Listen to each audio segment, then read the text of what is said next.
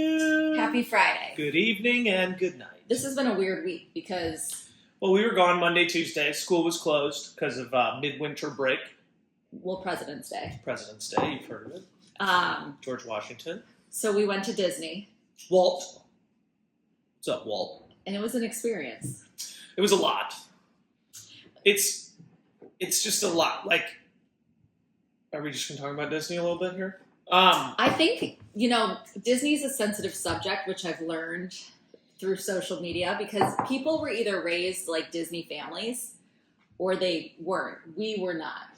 Yeah. But and people were kind of confused because I kept saying we're not Disney people. Our kids love Disney movies, but we had never really talked about Disney World as a place. Yeah, you mean Disney World people. Yeah. I think it doesn't matter, it's hard with a 6 and a 4-year-old to do, and it doesn't matter if you go to Disney World or a baseball game or, when there's a million people around you at all times, it's challenging because your kids are always running in different directions. And wait, can I say something? The more you hit the table, this will shake a lot. So just really hone in on your urge to tap. Let's do everything you want. I think this is going to be controversial, but I think Disney is like a glorified amusement park. It is, yeah. It's a huge. There's an amusement park. 10 amusement parks within the one big but one. I think you kind of forget that because you're I'm going to Disney World. Yeah. But then you walk in and you're oh, yeah, I forgot. And it's just packed. There's so many people there, and then it tests everyone's patience because you're on the schedule of the Metro and trying to hit all your reservations and the Lightning Line and all this stuff that you're always on the move. It's not. Yeah. And I think you and I when we go on vacation, and my favorite vacation is relaxing, right? You go and sit by the pool, hang out at the beach, not a ton on the schedule other than dinner reservations or something. But Disney's action packed. It's all right, we got breakfast at 7:40. We got to be there because it's the character breakfast, and the kids absolutely loved it. It was great. Yeah.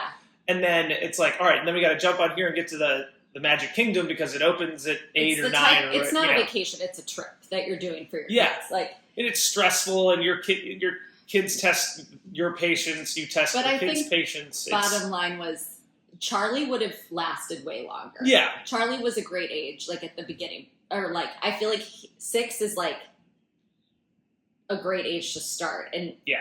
But Jack was a little too young.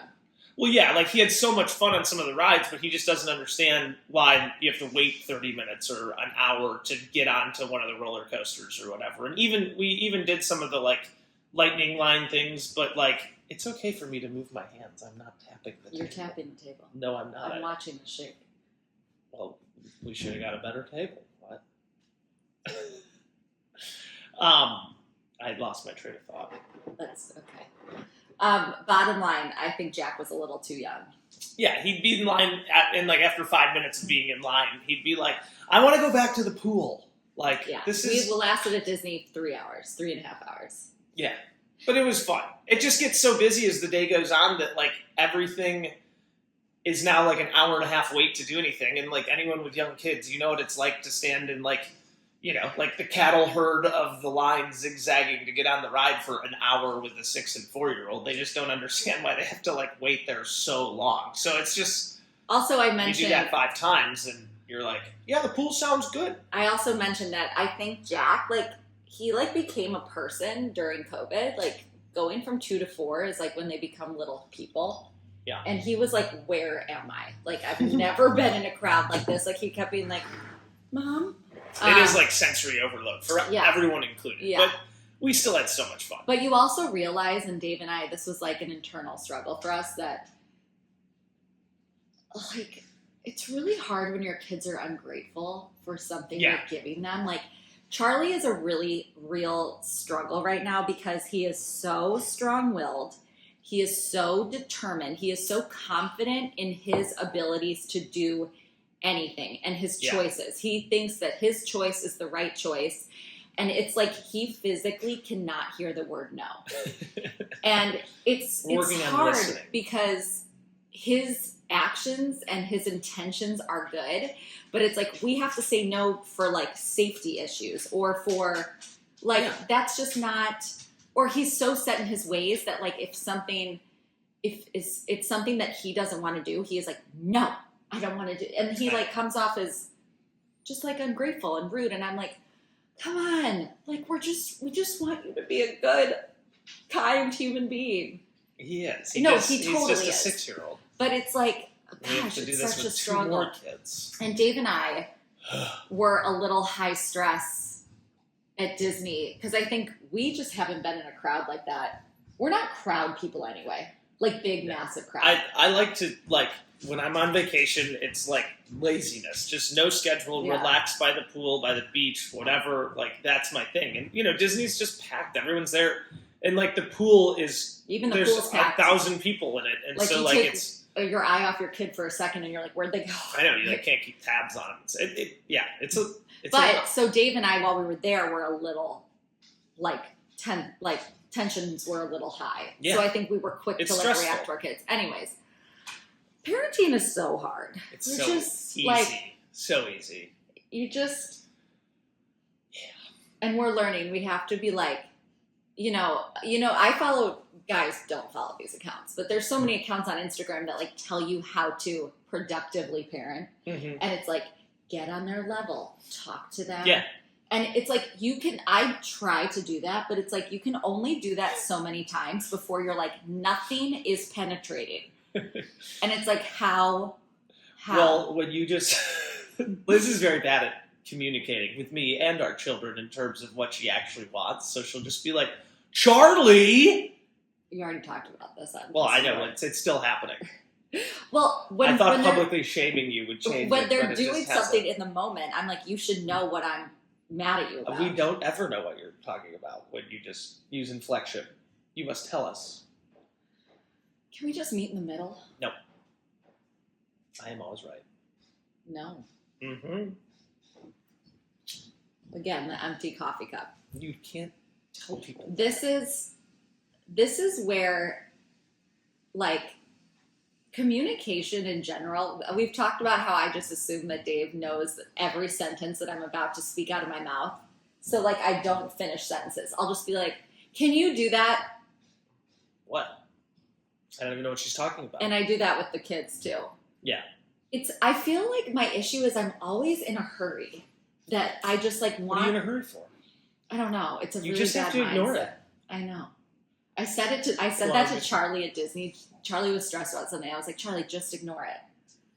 And he probably didn't. He did not.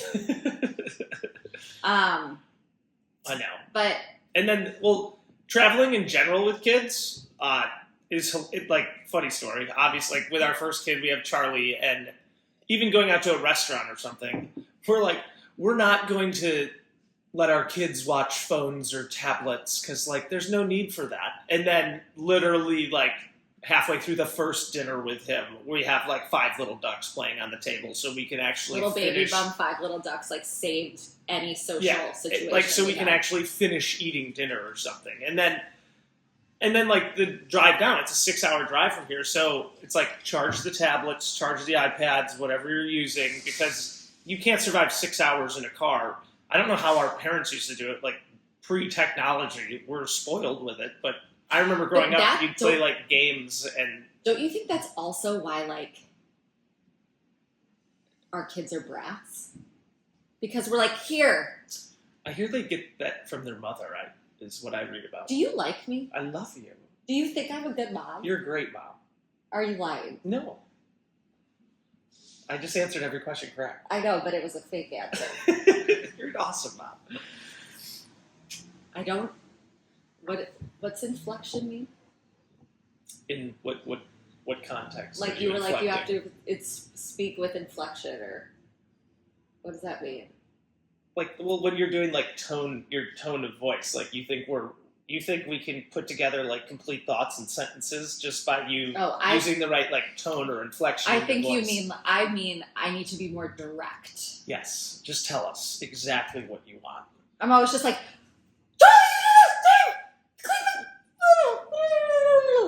No, you don't even say that. I know, but like in my head, I think I'm saying it. You're not. I just also feel like we've lived together for so long. You should just know where my expectations are. I do know where your But expectations why are. don't you perform at my I level? I do. But only when I have to ask you to. But you don't ask. Because I have high expectations that you just should do it. I also have high expectations of my kids. I know, as we should. And we hold them accountable. For the most part. Charlie can't have dessert. Charlie, I was talking to my girlfriends about this yesterday, actually. And I know this is what needs to happen, but I think I'm too much in a hurry to like take the time to do it, which I need to, again, priorities, like refocus on this, but consistency in parenting. You're very good at that. Yes. But like also no more second chances. Like Charlie is like, okay, if that's what you're going to choose to do, then you don't get TV. Charlie, so you have to be careful though as a parent, because it's important that if you're going to be like, if you're going to say, hey, if you do X again, then you're not going to be able to watch a movie or any TV tonight before bed or whatever it is. But then you have to like hold it account that then if they do it, you have to like take away TV or whatever, or take away dessert. But you have to be careful because say like if you're going out to dinner and a babysitter's coming over that day, you can't take that stuff away, or the babysitter's going to be really upset when they aren't allowed to do anything. And we're like, bye, good luck. So you have to be careful about that. But then if you do it though, you have to follow through. You got to follow through. You can't be like, never mind, but when Charlie was like a couple years ago, I feel like we were with our friends Alex and Tad, and we were like, if you do this one more time, we're not going to dinner. And he did it, and we were like, we can't. Well, we're still going to dinner. No, we like went to dinner. Yeah, so it's like backfire. You learn from these lessons. You can't empty promises or empty consequences, empty threats. Because they will take that little bit you gave them and think they can get away with it forever. So then you got to do it like 10 more times to get them back on track. So I was talking with some girlfriends yesterday, and they were like, yes, consistency, and where it has to get to a point where they know that if they choose to go this route, like this is what the consequences. Well, and that's what I always try to do because with Charlie is like, and Jack, both of them. It's just like, if you guys do this one more time, then you are losing whatever, and like make them repeat it back to you of you're why are you getting this punishment? And a lot of times Charlie will be like, because I love you. Yeah. And we're like, no. Right. But it's hard because I feel like as our kids get older, you learn so much about like what they need. Like Charlie, I used to have a lot of guilt. I think I've talked about this, like letting them watch too much TV, or like I'm like, go outside. And Charlie fights it so much, but Charlie is such an active child. Like he can't walk down the stairs. He has to dead sprint down the stairs and like falls and jumps and like that kid moves at 10x in everything that he does. So like him relaxing on he's Dave. Dave, we played tennis last night. I am great. Dave, most people like stride, you stride. You gotta have quick feet so you can quick change of direction. Say you have a stride and it takes you like 5 strides. Dave's twinkle toes. He goes 50 steps in what would be someone's 5 strides. Like I know, but I get that there. is Charlie. You gotta be ready to move one way or the other. That's Charlie. Yeah. So every time Dave gets very frustrated with Charlie, and I have to be like, he is you. It's and everyone another says perfect that. story. Another story like yesterday to like elaborate on what we're talking about is Charlie. We went to the beach last night, and like with the tides, all these boards wash up from old construction or whatever, and Charlie and Jack were picking up the boards and trying to make like a fort or something out of it, and there's all these like jagged nails sticking out of it. And we're like, Charlie. So we go up to Charlie and Jack and we're like, you guys can't play with these. There's nails poking out everywhere. You're going to hurt yourself. First of all, please don't. We've told them that every time we go to this beach. We're like, do not touch the wood. Right. But of course, but then bad parenting, we've also let them play with the wood even after we tell them not to. So then like This time we go and we're like, do not play with the wood. There's nails all over it. And then Liz and I walk like 10 feet away, and then all of a sudden Charlie's like, ah! And he had stepped on one of the boards that had a nail sticking out of it, and the nail went through Right through his his shoe. sandal straight into his foot. And then he's like crying and And bleeding. then Dave and took him home, got a Band-Aid. They come back. Charlie skips. First of all, he was like a pirate. He was like as if dragging his, his leg. foot got cut off. They go home, get a Band-Aid. They come back. Charlie jumps off the golf cart, and he's like, "That didn't even hurt bad." And Dave's I like, know. "It's just." Even though when I was cleaning the bottom of his foot before putting the Neosport or the Band-Aid on, it was like I was sawing through his foot. He thought it was like the worst. the manipulation that comes from that child. He's pretty good at it. It's like You just gotta ignore it. Plug two. the problem is you can't. I know, I'm joking. I know. But like I do have to like Let it go. I get a lot of questions. Let it go. I get a lot of questions about people asking like how we find Dave's physique. Yes. Why are you looking at Well, this is your physique. Like how we balance life and like how we make time to work out and how this is kind of going to be a pivot. We're pivoting. A lot of people were like, what do your kids think about like drinking in front of them? And I don't like, think they care. they don't even like, it's not like we're like, we have like a couple drinks at night. Anyways, Yeah. defense. But, It's not a problem. it's not a problem. But a lot of people were like, how do you find balance with your kids? Like, how do you and Dave make time to exercise? How do you, I think parenting is like, you have to think of it as like a it's As a a marathon, marriage. a marathon, not a sprint. Like you can't just like constantly be parenting as a parent. You have to constantly. Yes, but you also need your own time to be like, okay, who am I as a person, and like, how do I Charismatic. impose just Good like looking. good morals and like behaviors on my kids and like leading by example? And so a lot of people were like, how do you find the time to work out? And when I was growing up, my parents worked out every day. My mom woke up at 5 a.m. and went for a run every morning. When I woke up to go to school, she wasn't back yet. And I would like, get under a blanket on the couch and like watch Sesame Street or whatever. And my dad would go, like, I just think there's something to be said, and I said this to Dave, about like silent parenting and like leading by example. Right. I mean, and your kids just- are complete sponges. Yes, they're- Anything you say or do, they are watching everything. So you have to be conscious of that at all times Yeah. because they pick up on all of it. And it's almost like our own, not that I'm manipulating my kids to like do, be a certain way, but it's almost like this like different form of manipulation where you're just like leading by example and you're like, Yeah. follow my lead. Yes. But so a lot of people have said like your lifestyle, where do you find the time? And obviously our situation is different. We both work from home. We can kind of like balance household I don't know what's the word, like chores and tasks, and we can tap out when we need to. We can go run errand. Like we obviously have a very different situation, but also I think bottom line is like we make time for it. Yeah, Which you is have like to. for our own mental health, we Yeah. both need like that hour of like dedication to our own self-care.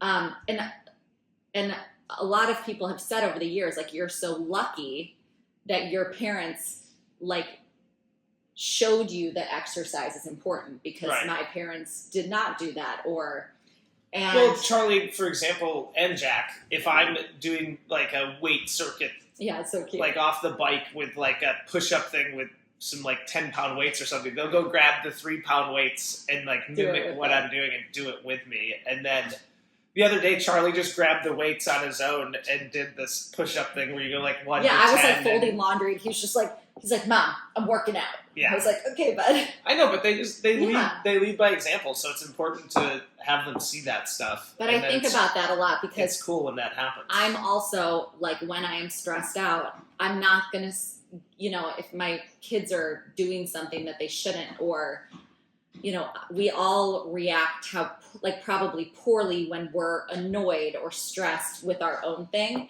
where I'm not going to take the time to get on their level and be like, Charlie, like that's when I'm quick to snap. And then I see. But then they react the same way. Charlie will react the same way. He yells and gets like quick to snap. So and then you're like, where's he getting this from? Yeah, I'm like, and it's like we all need to look in a mirror. Yeah, but it's just I'm learning so much that like what I do and how I live my life, you know, individually and as a mom to my kids and as a wife to Dave and nephew,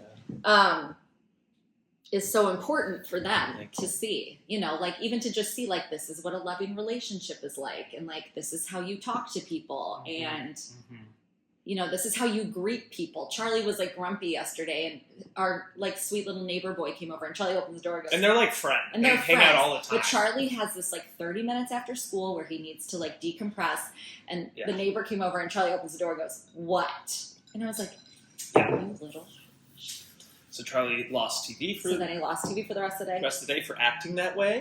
So it's just. Then Grandma and Grandpa came over and they watched a movie together, so that went well.